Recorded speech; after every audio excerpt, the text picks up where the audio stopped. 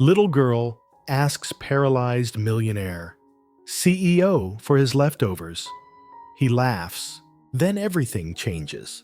Before we begin, we'd love to know, what country are you watching from? Leave it in the comments. And at the end, don't forget to give this story a rating from 0 to 10. Enjoy the story. He was about to throw away his untouched dinner when a small knock came at the back door. When he opened it, there she was, 6 years old, tangled hair, torn shoes, and eyes too bright for someone so hungry. "Can I have the food you're not eating?" she asked. He hesitated. No one had spoken to him like that in years. Not without fear, not without pity. Then she added, quietly, almost like it was nothing, "If you give me your leftovers, I'll give you something better." He blinked. "Better than food, better than legs that don't work," she whispered. "I can help you walk again." He laughed, not because it was funny, but because it hurt. But that night, for the first time in 20 years, he dreamed he was standing, and the next morning, he waited by the door. The girl at the back door. The snow was still falling when Robert Harrison pushed away his untouched dinner. Lobster tail, trufle risotto, 3 bites gone cold. It didn't matter. Nothing ever tasted like anything these days. He turned his wheelchair toward the window. Glass, steel, silence. 20 years. That's how long it had been since the accident. 15 since his wife left. 10 since his mother stopped trying to convince him to hope. 5 since he fired the last therapist who told him life was still beautiful. And tonight was just like all the others. Until the knock, soft, rhythmic, not urgent, but sure of itself. It came from the back door, the one servants used. No one had knocked there in years. At first, he ignored it. He assumed it was the wind or memory, but it came again, gentle, persistent, like a child asking politely for something they weren't sure they deserved. He moved through the mansion, slowly past portraits of people who could stand, past furniture arranged for someone who never would again. When he opened the door, he almost didn't see her. A little girl, maybe 6, maybe younger, brown hair matted beneath a too thin hood, shoes soaked and splitting at the seams. Her cheeks were pink from the cold, her eyes the brightest blue he'd ever seen. "Hi," she said softly, but without fear. "I'm sorry to bother you. Mister, I'm just really hungry. Do you have any food you're not gonna eat?" He blinked. "No, sir." No questions about his wheelchair, no hesitation, just hunger, honesty, and a question no one had asked him in 2 decades. "I live over there." She pointed to the crumbling brick building across the street. "My mama's working late. She forgot to eat before work, so I forgot too. Mrs. Patterson says rich people throw away food all the time." She wasn't ashamed, just stating facts, like weather or time. "What's your name?" he asked, more curious than cautious. "Lily," she said proudly. "Lily Thompson." "What's yours?" "Robert," he replied slowly. "But you can call me Bob." She smiled, the kind of smile that made something creak open in his chest. He hadn't felt that in years. Not pain, not warmth, just anything. "I can make you a deal, Mr. Bob," she said. "You give me the food you were gonna throw away, and I'll give you something better." He almost laughed. "What could you possibly give me?" "Little one." She stepped closer, one hand resting gently on the metal armrest of his chair. "I can make you walk again." The silence that followed wasn't empty. It was loud with disbelief, the kind of silence people use to hold back all the things they can't afford to feel. Bob felt the old anger rise, the old ache twist. He'd heard it all before from doctors, from con men, from women who smiled too sweet and left too fast. He almost slammed the door, but then he looked at her again. Really looked. She wasn't selling anything, wasn't pretending. There was no greed in her eyes, no pity, just certainty, like she'd told him the sky was blue. or that snow was cold. So instead, he laughed not to hurt her, not to mock her. He laughed because it was ridiculous, and because a small part of him, the part he thought had died long ago, wanted to believe it might be true. "You think you can make me walk? I know I can," she said softly. "I've done it before." He gave her a container of his untouched dinner. She promised to return the next day, and she did. The next morning, Bob woke up with her words echoing in his mind. "I can make you walk again." He hadn't slept that deeply in years. Mrs. Chen, his longtime housekeeper, had barely started breakfast when she came to find him. "There's a little girl asking for you, Mr. Harrison." And for the first time in forever, his heart skipped. When Lily appeared in the dining room doorway, still wearing the same worn coat and shoes, he smiled without thinking. She carried a small paper bag and pulled something out like it was treasure, a slightly wilted flower, probably stolen from someone's garden. "My mama says, when someone's nice to you, you should be nice back," she said. "This is for giving me dinner." Bob took it with shaking hands. No one had given him a gift in a long time. "Can I see your legs?" she asked suddenly. He bristled, but not the way he used to. It wasn't invasive, just curious, like a child asking how stars worked. "They don't work," he said, more gently than usual. "Can I touch them?" she asked. No doctor had touched them kindly in years. Just latex gloves, clinical voices, charts with no hope. "Okay," he whispered. She knelt beside him and placed her small hands on his knees. "They're sleeping," she said matter-of-factly. "Sometimes things are really tired and sleep for a long time, but they always wake up." Bob almost smiled. "Lily," he said quietly, "they're not sleeping. They're broken." She didn't flinch, just looked up and said, "Doctors don't know everything. They thought I was broken too, but I got better. Sometimes you just need someone to believe in you." Bob didn't know what scared him more, how certain she was, or how much he wanted to believe her. And for the first time in 20 years, he waited by the door not for a delivery or a doctor, but for a little girl with muddy shoes and miracles in her pocket. Chapter 1.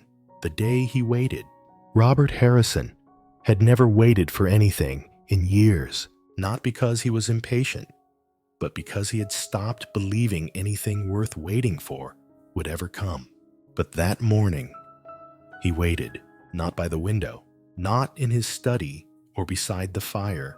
He waited near the back door, where the cold leaked in through the old seal, where the scent of salt and snow clung to the floorboards.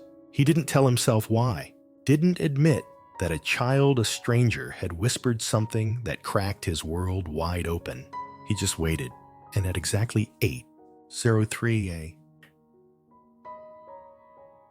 a.m., she came back, same tangled hair, same frayed coat. But this time, she was carrying a paper bag clutched tightly in both hands. Mrs. Chen was already setting his breakfast, the same steel-cut oats and green tea he never touched, when she peeked in and said softly, "Mr. Harrison, she's here." Bob felt something flicker in his chest. It startled him. Hope, maybe, or something worse, wanting. He cleared his throat. "Send her in." Lily appeared like she owned the room, not in an arrogant way, in the way children do, when they believe everything still might be good. "Good morning, Mr. Bob," she beamed. Walking up to the table, he looked down at the bag. "You brought me something." She nodded. "I brought you breakfast medicine." From the bag, she pulled a crumpled flower pink, slightly wilted. One petal, already falling. "My mama says you should always say thank you when someone's kind. So, thank you." Bob took it in both hands like it was spun glass. "Thank you," he whispered. He hadn't held a gift in over a decade, not one that didn't come from guilt or obligation. They sat across from each other, a billionaire and a girl with duct tape on her shoes. She reached for a piece of toast from his tray. Can I eat this? Of course. She bit into it, crumbs falling everywhere, and spoke with her mouth full. You didn't eat your oatmeal. I never do. You should. She said it like a prescription. I don't really get hungry anymore, he admitted. You will, she said confidently. Your body's just sad. He chuckled. That's a new one. Lily chewed thoughtfully. Then, in that unnervingly direct way she had, she asked, Can I see your legs again? He paused. If it had been anyone else, he would have said no. But this girl, she wasn't inspecting him. She was listening to him. Even his silence. They're not scary, she added gently. They're just sleeping. Bob pulled back the blanket covering his lap. Lily stepped closer, placed her tiny hand on his shin, not like a doctor, not like a patient, but like someone trying to comfort something fragile. Bob held his breath. He didn't expect to feel anything, but there it was. Not sensation, not exactly, but presence, like her touch existed in a place he thought had vanished. She looked up at him, serious now. Do you want to walk again? The question punched straight into his ribs. Of course, he said. No. I mean, why do you want to walk? Bob opened his mouth, then closed it. Why? To be normal, to prove something, to stop feeling broken every time he caught his reflection in a window. I want my old life back, he said. Finally, Lily shook her head. That's not a good reason. Bob blinked. Why not? Because magic doesn't work for people who only want things for themselves. He stared at her. She shrugged. If you want to walk, to help someone else, then your legs will remember. But if it's just for you, they'll stay asleep. He wanted to tell her how wrong she was, how unfair that logic sounded, how broken his body truly was. But the words wouldn't come, because somewhere deep inside, he wondered if she was right. Later that afternoon, as snow whispered across the windows, Bob found himself in the greenhouse. He hadn't been in here in years. Dead orchids, overgrown ivy, forgotten roses, all still and silent, like his heart. He wheeled forward until he could see the patch of frost-covered earth beneath the glass roof. And then he said it out loud, to no one. I want to walk, so I can walk beside her.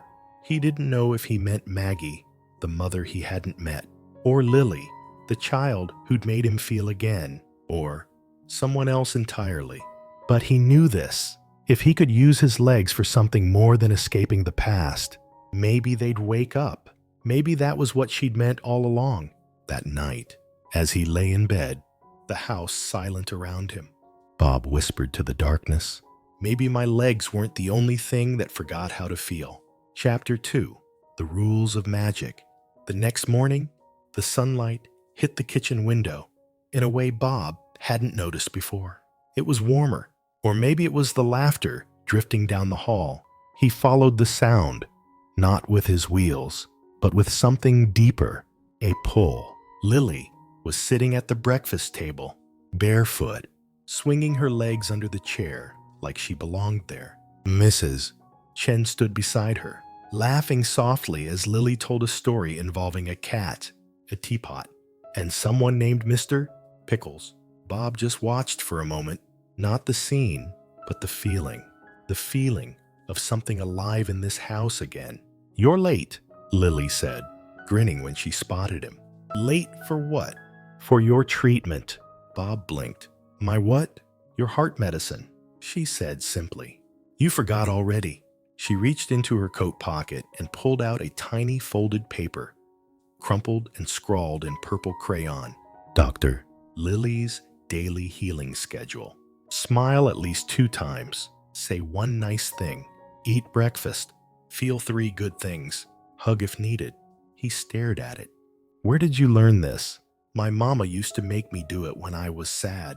It works. I call it emotional vitamins. He laughed to sound strange in his own ears. I don't smile much. Well, you should, she said, handing him a cookie from the table. Number 3, eat something. These smell like happiness. He took a bite, It crumbled softly in his mouth, and somehow it did.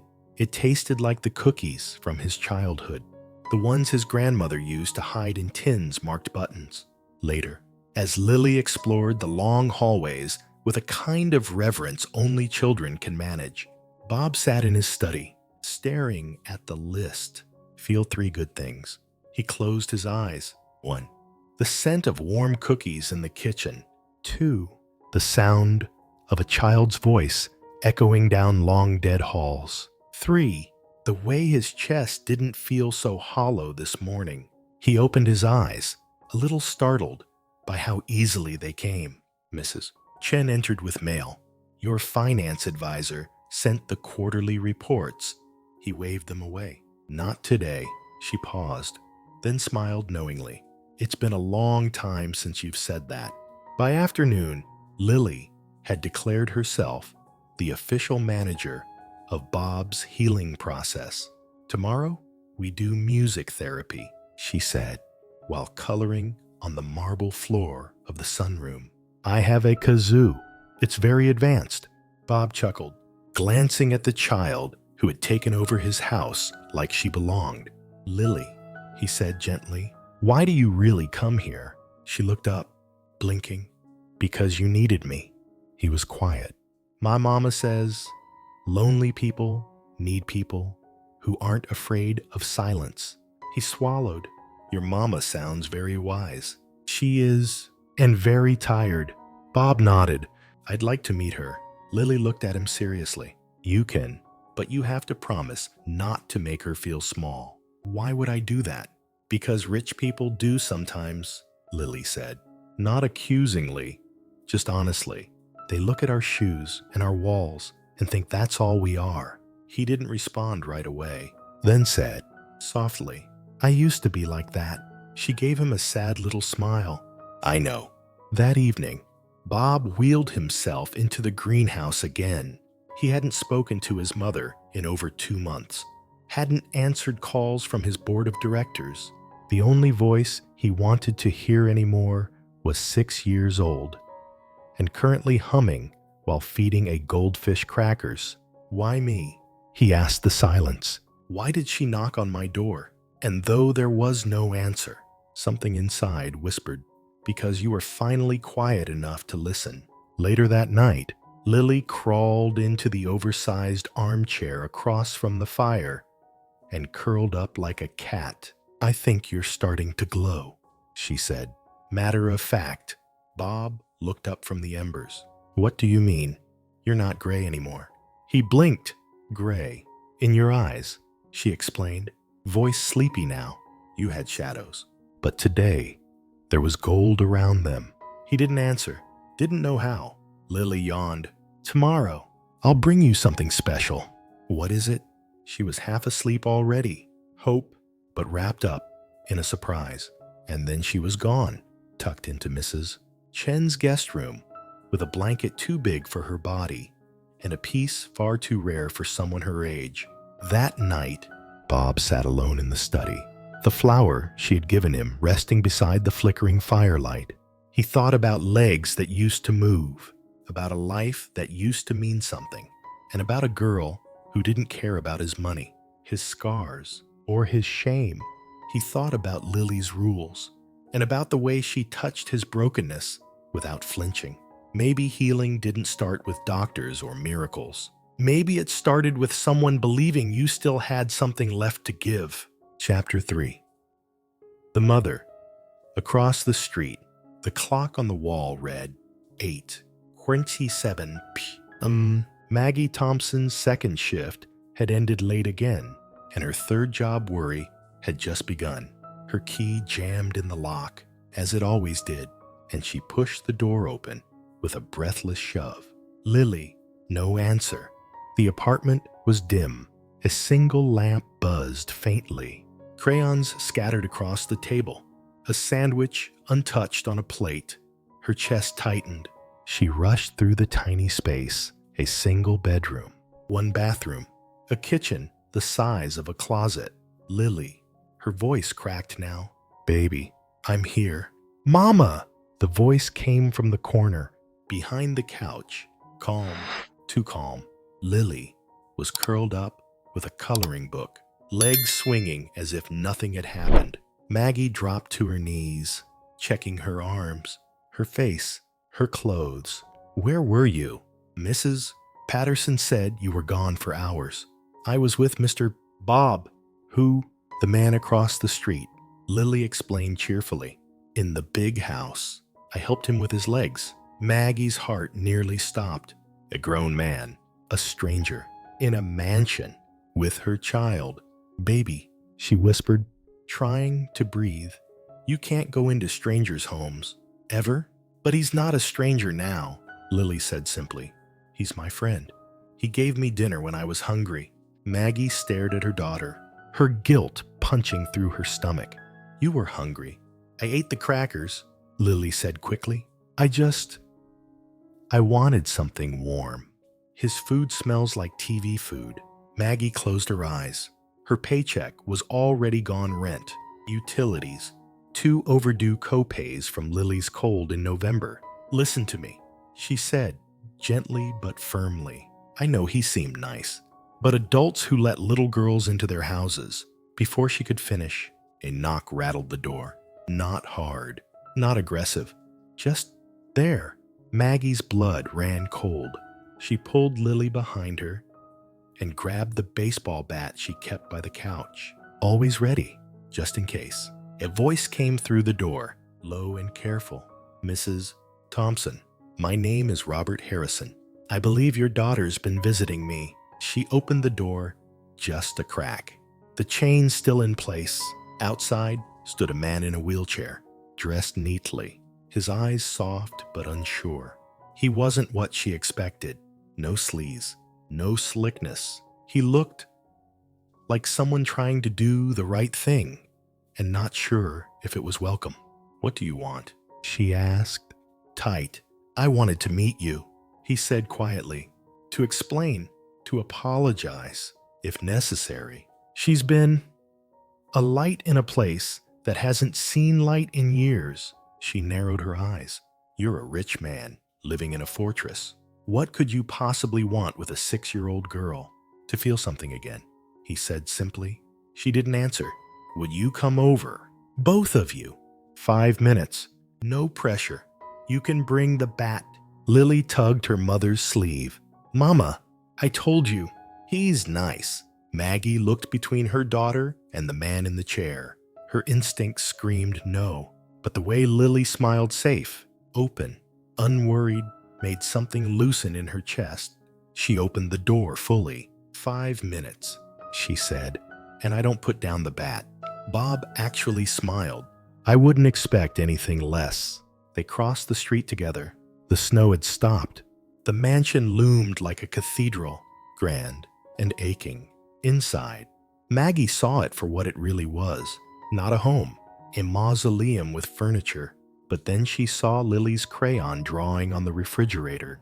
A flower, a rainbow, a man in a chair with hearts all around him.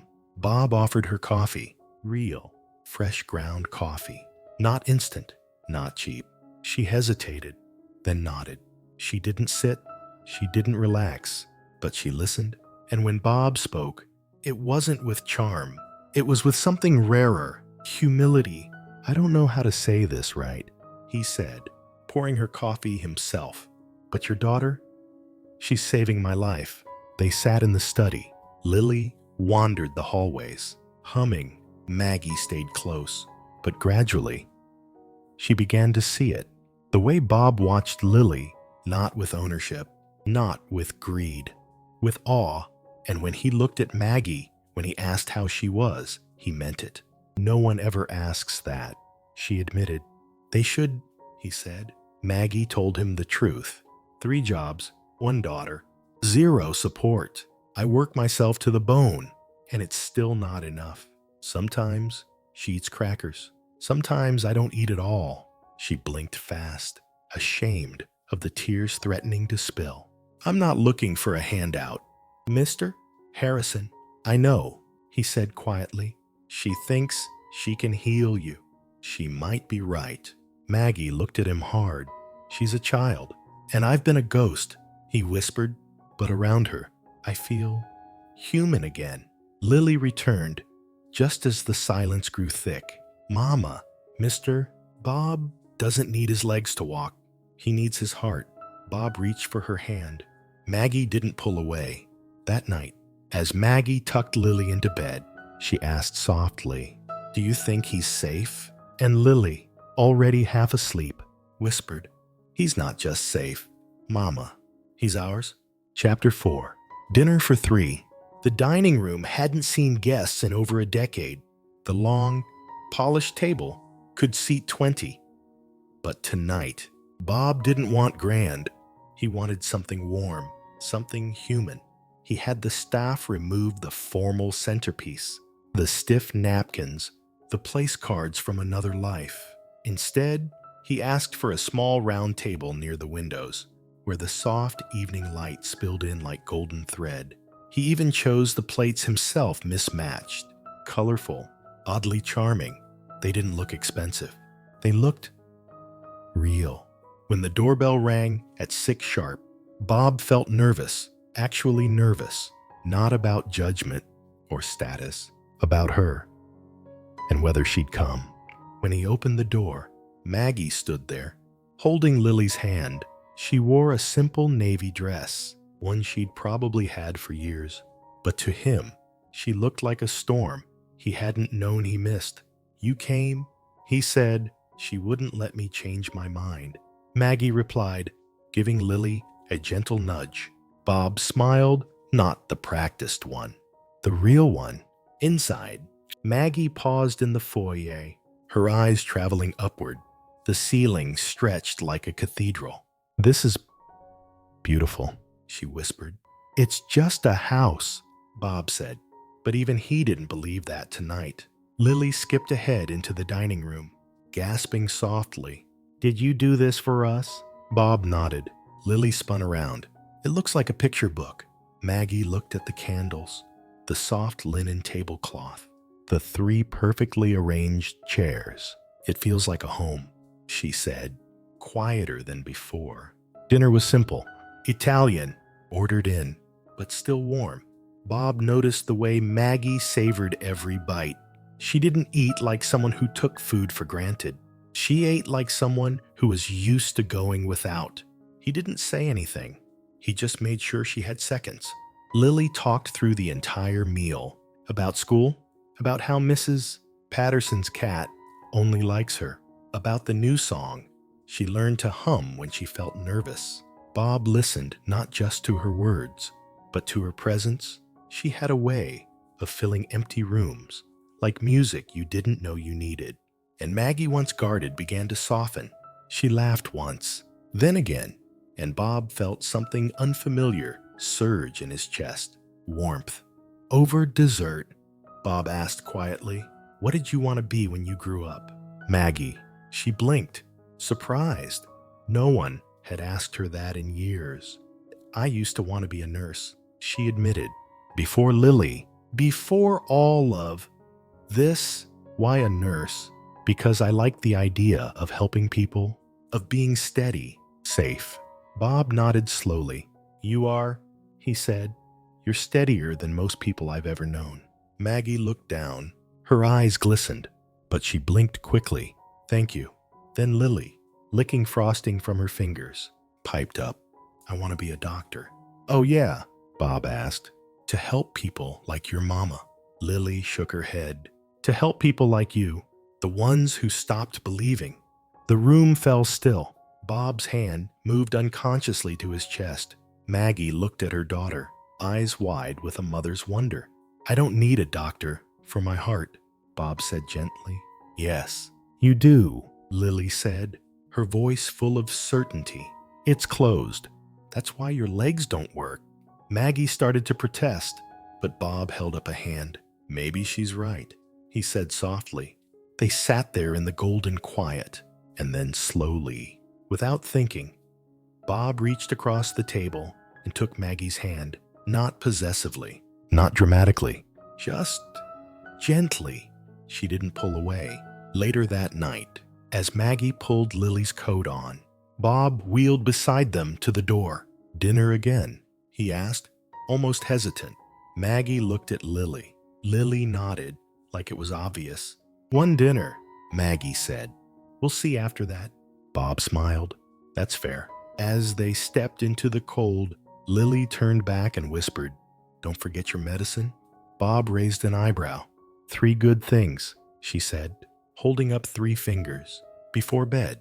He nodded, and when the door closed behind them, the house didn't feel so empty.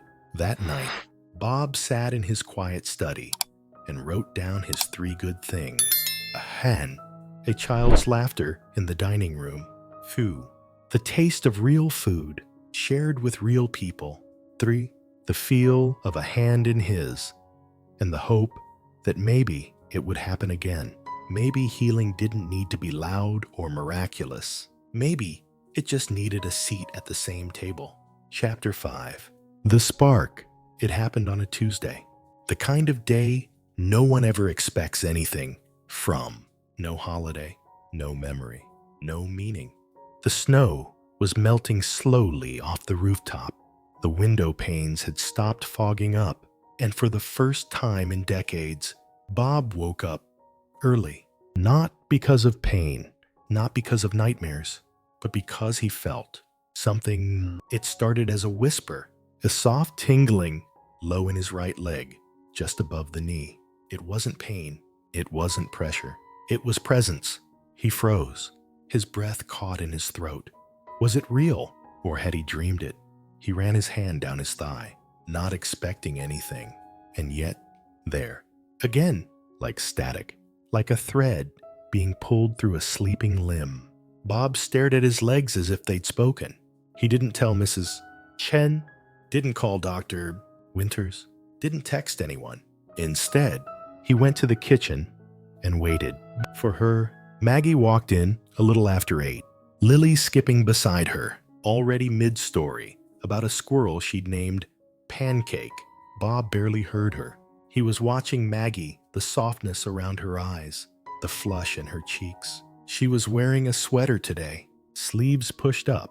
She looked like someone who belonged in a kitchen, laughing over coffee, running late, living. And suddenly, he didn't care about walking. He cared about sitting beside her for as long as she'd let him. "Mr. Bob, are you okay?" Lily asked, climbing into her chair. "I think so," he said. She squinted at him. "You look shiny, like your energy is buzzing," she explained. Maggie raised an eyebrow. "Buzzing? He's glowing," Lily insisted. "I told you it would start in the legs." Bob looked at Maggie. "I felt something this morning," he said. "A tingling right here." He touched his thigh. Maggie's hand covered her mouth. "Are you sure?" "I don't know," Bob admitted, but it wasn't nothing. They sat in the greenhouse later, Maggie repotting flowers, Lily playing with a tiny wooden spade. The sun was warm against the glass. Bob stared at his hands, his lap, his legs, and he wondered, had something truly begun? "Why now?" he asked suddenly. "Why would my body choose now to start waking up?" Maggie looked up from the soil. "Maybe because you finally want to live again." Bob said nothing, but her words sat beside him like a companion. "I'm scared," he whispered. "Of what?" "That it's not real. That it's some fluke. That I'm imagining everything. Because I want it too much." She didn't try to fix it or explain it away. She just said, "Then we'll walk through it together, whether your legs work or not." And something inside Bob, something tight and coiled, loosened. That night, Lily brought him his prescription on pink paper. "Today's emotion, belief. Write down what you hope for. Say it out loud. Even if your voice shakes, tell someone else. Trust they'll believe it with you." He laughed. "Is this part of your official practice?" "I'm an emotional doctor." She nodded. "We do the hard stuff?" Bob took a deep breath. "Okay." Then he looked at her. Then Maggie. And for the first time in 20 years, he said the words out loud. "I want to walk again, and I think I might." Maggie didn't flinch, didn't smile politely. She reached for his hand. "Then we believe with you," she said. That night, after they'd gone home, Bob sat in his chair and stared at the fire. The tingling returned. Stronger now, deeper. Not a trick, not a memory, a beginning. He used to believe healing came in pills and progress reports, but maybe healing started with someone sitting beside you, not asking you to change, just believing you still could. Chapter 6. The headline. It arrived in a thick white envelope. No warning, no courtesy call, just a knock, and a man in a suit with eyes like polished stone. Maggie signed for the package with fingers that trembled, her stomach already tight with dread. She didn't need to open it to know it was trouble. She handed it to Bob without a word. He didn't ask who it was from. He just saw the return address and closed his eyes. Whitmore, Sterling and Associates. His ex-wife's lawyers. For the first 5 pages, Bob didn't speak. Maggie sat across from him, her throat dry, her legs stiff. When he reached the final paragraph, he looked up.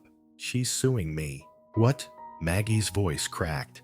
"She's claiming I'm mentally incompetent, that he swallowed, that you have manipulated me into changing my will, that Lily's presence here is part of some elaborate scam." Maggie's heart sank. "What?" "She wants half of everything, and a court-appointed psychiatrist to evaluate me." Maggie stood, pacing. "You changed your will." Bob nodded.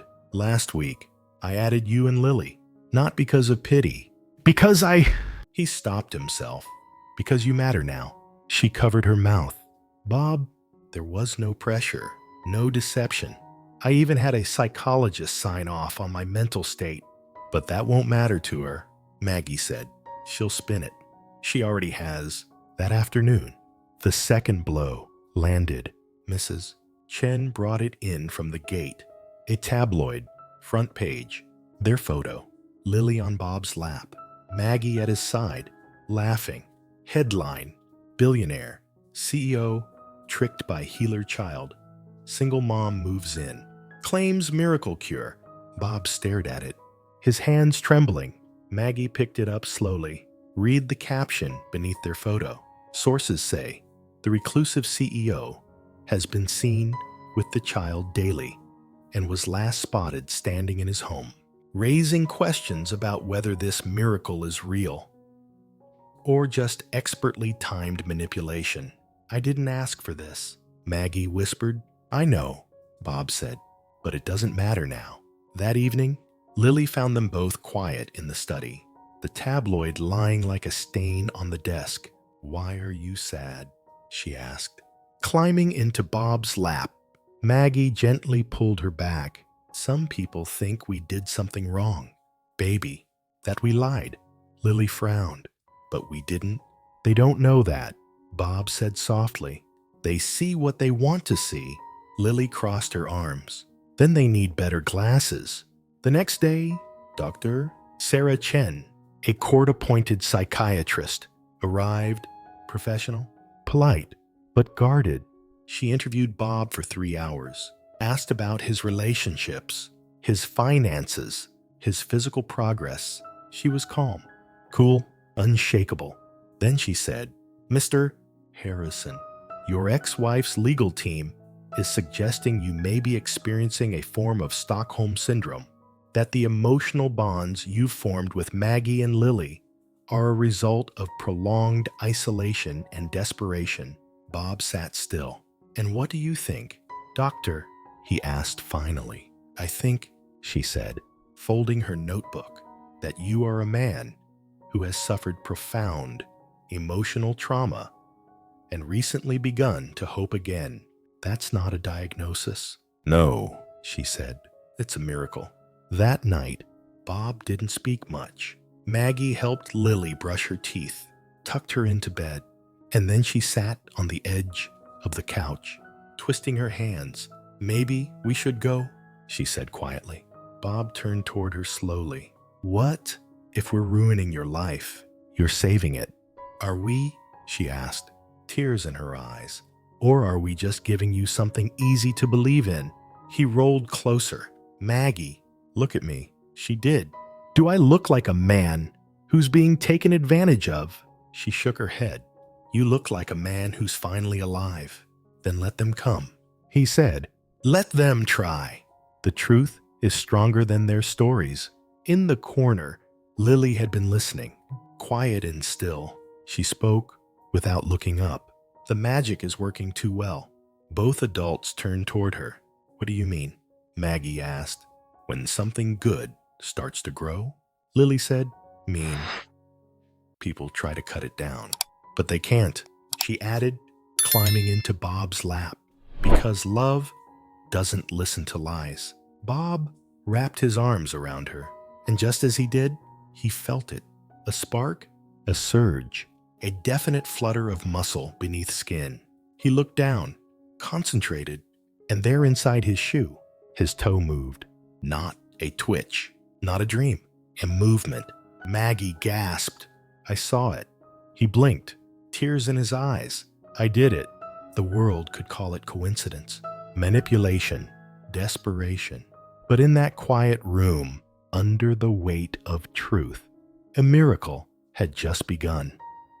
And no one could take that away from them now. Chapter 7. Proof. The call came early.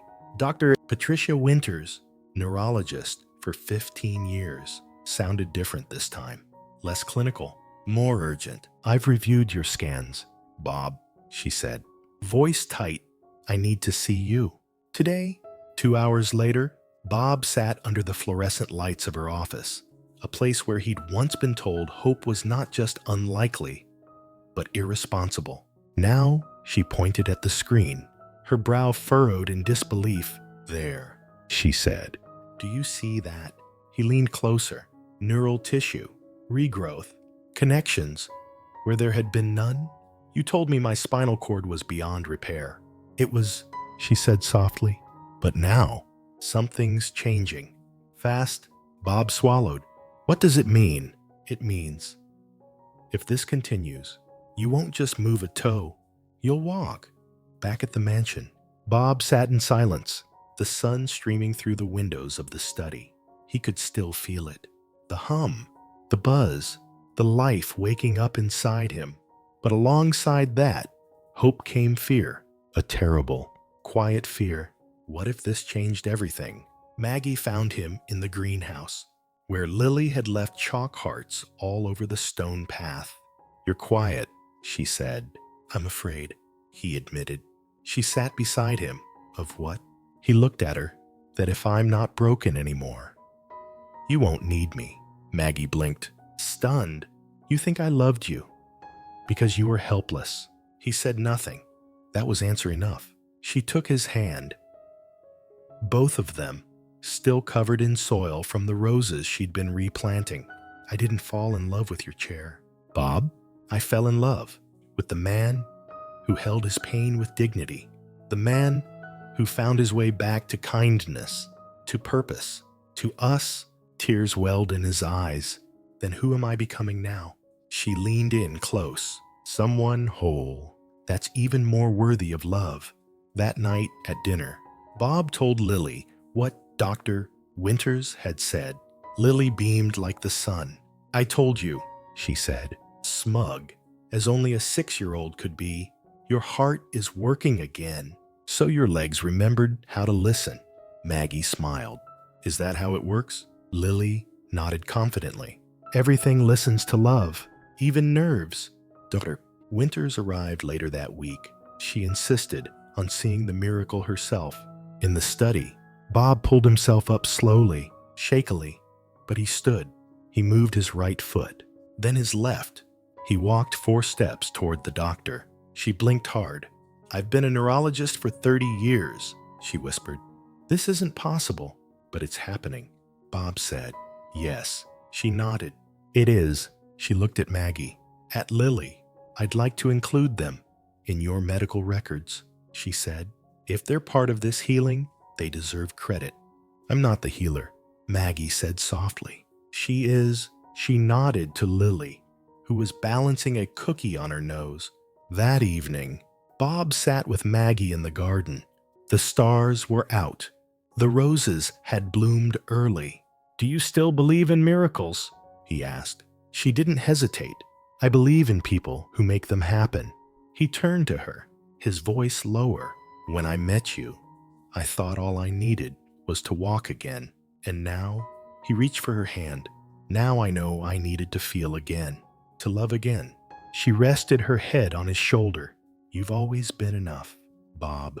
Even when you couldn't stand, the miracle wasn't in the muscles or the bones. It was in the quiet way love taught him to stand, long before he ever left the chair." Chapter 8. The Woman Who Raised Him. She didn't call ahead. She never did. Elelana Harrison, widow of Charles Harrison Sankt, walked up the stone path to Harrison Manor in a crisp wool coat and weather-tight gloves.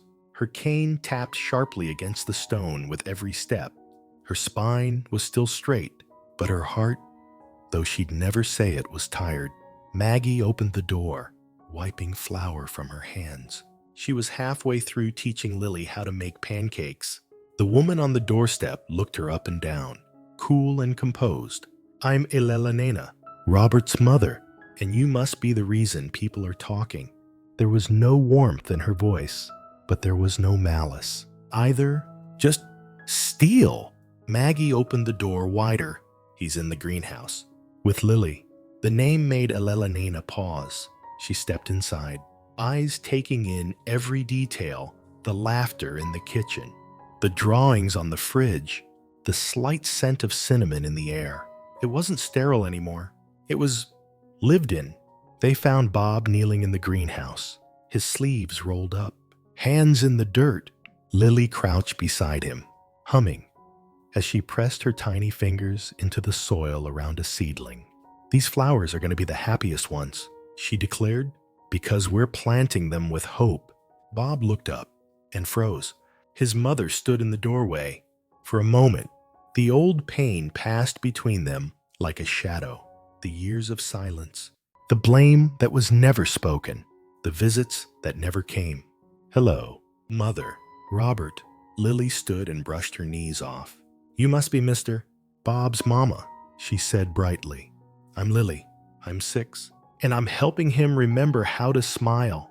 Elelana's lips twitched. "Are you now? You can call me Grandma Elelana if you want." "I don't have a close-by grandma." The words hit her chest like a stone. She didn't respond, just followed Bob's motion as he slowly stood from his wheelchair, her mouth parted. "You're standing," she whispered. "I am." She blinked fast, once, then again. "I came here to ask if you were being taken advantage of, if this woman had convinced you of something impossible." Bob glanced at the flowers, at Lily, at the woman waiting patiently in the kitchen. "She didn't convince me," he said quietly. "She showed me what love looks like again." In the kitchen, Elelana sat at the island, nursing a cup of coffee she hadn't asked for, but that Maggie handed her anyway. Without fuss, Lily colored quietly on the floor beside her. Bob sat across from his mother, posture relaxed, eyes clear. "I've been angry at you for a long time," he said, without cruelty. "I know. You gave up on me. I was grieving," she said simply. "You weren't just my son. You were the last living piece of your father. When you stopped walking, it felt like he died again." Bob said nothing, but his silence no longer meant withdrawal. It meant he was feeling something. "I didn't know how to handle your bitterness," she added, "and I didn't know how to handle being left." He replied. Maggie reached under the table and gently touched his hand. He didn't flinch. He welcomed it. Later, as Elelana prepared to leave, Lily ran up to her with a small potted flower. "I grew it myself," she said. "It's for you. Mama says giving someone a plant is like giving them hope." Elelana stared at the tiny, imperfect blossom. "I haven't been given anything in years," she murmured. "Now you have." At the door, she turned to Maggie. "I don't know you," she said, "but I know my son, and he's more like himself than I've seen in decades." Maggie's voice didn't shake. I love him, she said. Good. Elela Nena replied, because if he's going to learn to live again, he's going to need someone strong enough to keep him upright. She paused, then, softer. And if you are that someone, you have my blessing. She came expecting to find a con. What she found was something rarer, a house no longer haunted, and a son who had learned to bloom again. Chapter 9. The Cross-Examination of Love. The courtroom wasn't built for things like this. It held evidence, arguments, rulings, but it wasn't made to hold what they carried in their hearts. Still, that's where they stood. Three people who never asked for a miracle, but built one anyway. And now, they had to defend it. Catherine Harrison sat across the aisle in a designer suit and practiced sorrow, the kind of woman who could weep convincingly in front of a jury without smudging her mascara. He's vulnerable, she said, her voice trembling in all the right places. Robert is no longer the man I divorced. He's been manipulated by this woman and her child. This isn't love, it's exploitation. The courtroom whispered. Bob said nothing. Not yet. They presented the photos of Lily in his lap, of Maggie cooking in his kitchen, of the three of them walking in the garden. Bob standing, barely, but standing. Convenient timing, Catherine's lawyer said. Don't you think, Mr. Harrison, after 20 years of no progress, you're suddenly cured the same week you name your housekeeper as a beneficiary? Bob's lawyer objected, but the seed had been planted. Dr. Sarah Chen took the stand next, court-appointed. Independent? Mr. Harrison, the prosecutor asked, do you believe yourself to be of sound mind? I do, Bob said calmly. And Dr. Chen, what was your conclusion after evaluating Mr. Harrison? Dr. Chen flipped through her notes. My conclusion is this, Mr. Harrison is not being manipulated. He is experiencing measurable neurological improvement, accompanied by deep emotional healing. And the source of that healing, she looked at Maggie, then Lily, belonging. She said, purpose, family. The courtroom went quiet. Dr. Patricia Winters followed. She'd brought MRI scans, testimonies, medical data that couldn't be dismissed. I don't believe in miracles, she began, but I also don't deny what's in front of me. This man is regaining function once considered permanently lost. And is there any evidence, the defense asked, that this improvement is fabricated, exaggerated, or induced by suggestion? None, she said firmly. And then Bob rolled forward. No suit. Not yet. Just him. Shirt sleeves. Heart bare. I was angry for 20 years, he began. Not just because I couldn't walk, but because I felt forgotten. He looked at Catherine. You left because I was too heavy to carry. She shifted uncomfortably. And I don't blame you. But don't pretend now that you're here to save me. He turned to the judge. This woman beside me, he said, pointing to Maggie, didn't come looking for money. She came back the next day, and every day after, even when all I had was silence and broken pieces.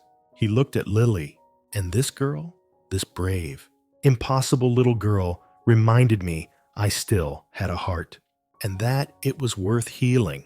He stood then, slowly, carefully, but he stood. There were audible gasps. Even the stenographer stopped typing.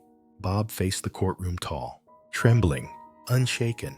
I've been examined, scanned, doubted, but no machine can measure what love builds when no one is watching. He walked forward, one step, then another.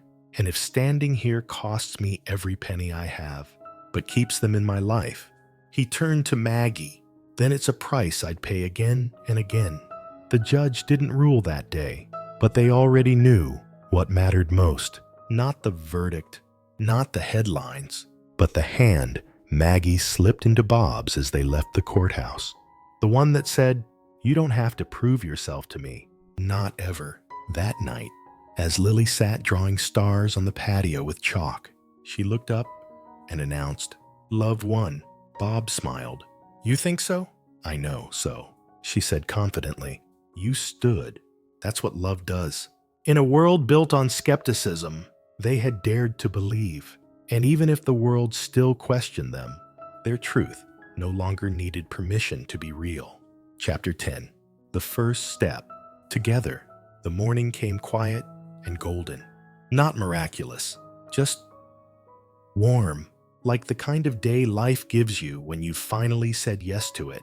Bob stood at the garden window, one hand on the frame, watching Lily race across the grass in her flowered dress, chasing butterflies she swore were whispers from the sky.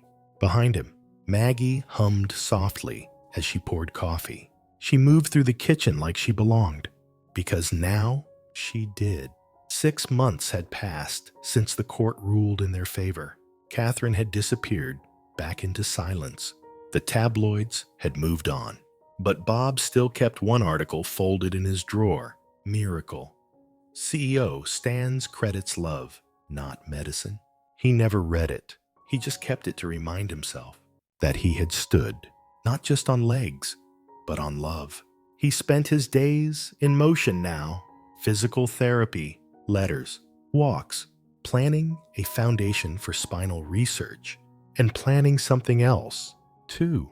Something small, something sacred. The church was quiet that evening. Just candles, petals, breath. Bob stood at the altar. No caney, no chair, just him. Maggie walked toward him in a soft ivory dress. Nothing grand, nothing borrowed, but her smile made the stained glass blush. Lily walked ahead of her, dropping wildflowers instead of roses. Wearing a crown of dandelions, she made herself. Dr. Winters sat in the front row, wiping her eyes. Elena Nena gripped her flower pot, the one Lily had given her like it was a prayer. Bob took Maggie's hand as the minister began to speak. And before the vows, before the rings, before the promises, Lily stepped forward, cleared her throat, and said, "I know I'm not big, but I saw everything first. I saw him stand before. He stood, and I saw my mama believe before she dared to say it out loud. So now I get to say this. This love is real because it healed all of us. There wasn't a dry eye in the room. They didn't kiss like movie stars. They kissed like people who had been broken and rebuilt each other gently." Back at the manor, Maggie stood barefoot in the kitchen, icing a homemade cake with Lily. Bob came up behind her and wrapped his arms around her waist, no longer afraid she'd slip away. "Remember when you said you didn't fall in love with my legs?" he whispered. She turned to him, smiling. "I remember. I believe you now." That night, as Lily curled up in bed with her favorite stuffed rabbit, she whispered one last thing into the soft dark. "Thank you, magic. You did good." And in the garden, where once there had only been silence, there was now laughter, footsteps, and the soft rhythm of a love story that walked back to life, one miracle at a time. The quietest miracles. The truth is, some stories don't shout. They don't arrive with fireworks or headlines. They come quietly, in a knock at the back door, in a child's hand offering a wilted flower, in a man who hasn't stood in 20 years. Taking one small step toward love. This wasn't just about walking again. It never was. It was about remembering what it feels like to be wanted, to be seen, to be worth saving, even when the world calls you broken.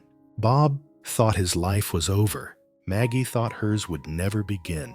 And Lily, little Lily, believed in something most of us forget, that even when everything hurts, when you've lost too much, and when you're too tired to hope, love can still find you.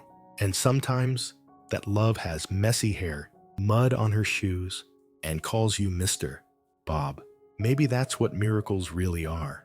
Not lightning, not magic spells, but people who show up, who see your pain and stay anyway, who hold your hand and whisper, "I don't need you to be fixed. I just need you to keep breathing. So if this story found you at a time when you've stopped believing, when your heart feels numb, when your soul has gone quiet, let this be a small reminder. The miracle doesn't have to be big. Sometimes it's just someone knocking at your door with warmth in their eyes. If this story moved something inside you, if it reminded you that love is still possible, no matter where you are right now, then the next story goes even deeper. And I'll be right here, waiting to tell it to you. Until then, take your emotional vitamins, say your 3 good things, and don't forget, even the quietest hearts can learn to walk again. We'd love to hear from you. What did this story make you feel? Drop your thoughts in the comments and rate it between 0 and 10. Subscribe and turn on the bell so you're always updated. More inspiring stories are waiting. Click here to watch them.